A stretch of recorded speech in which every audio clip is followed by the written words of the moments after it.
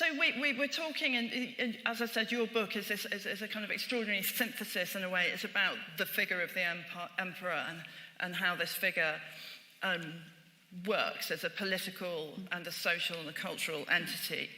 But before we get into that, I just want us to establish here, why was there an emperor at all? Okay, so why did one-man rule come about in Rome after centuries of a kind of quasi sort of democratic-ish republican system, particularly when that republican system absolutely at the heart of its ideology was this idea that we had got rid of kings.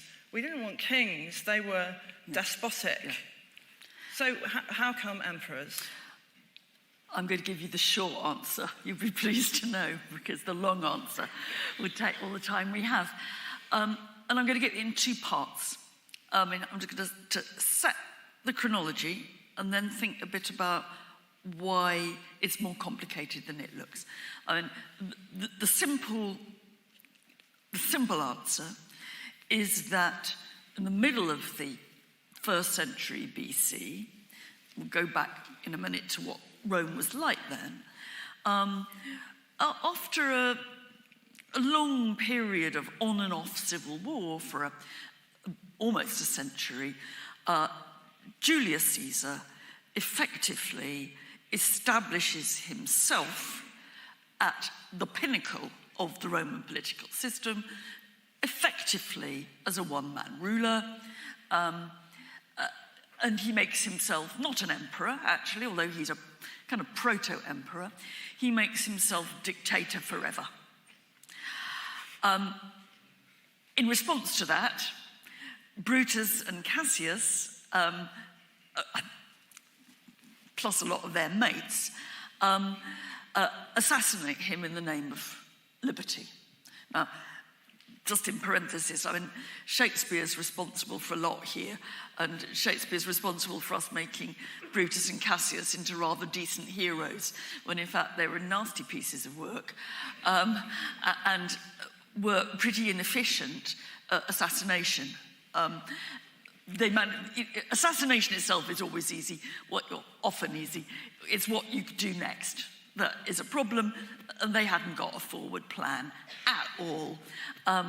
So what follows Caesar's assassination in the name of liberty is more period of civil war, during which it becomes absolutely increasingly apparent that what Brutus and Cassius were wanting, which was apparently to get rid of one-man rule, was precisely what was going to be the outcome. So Caesar's murdered, civil war, they all fight each other in an extremely complicated way for more than 10 years.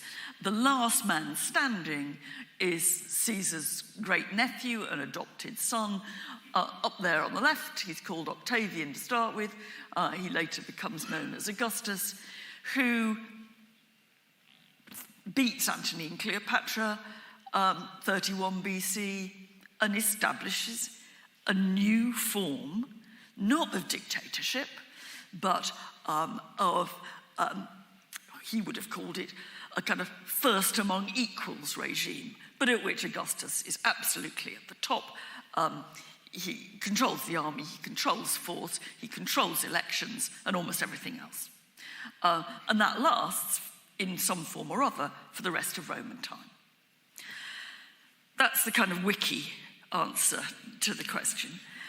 I think why it's more complicated is that it's very easy to get the impression, because the language gives it to you, that it was under the Roman emperors that Rome got its empire. All right? Now, it's absolutely the reverse.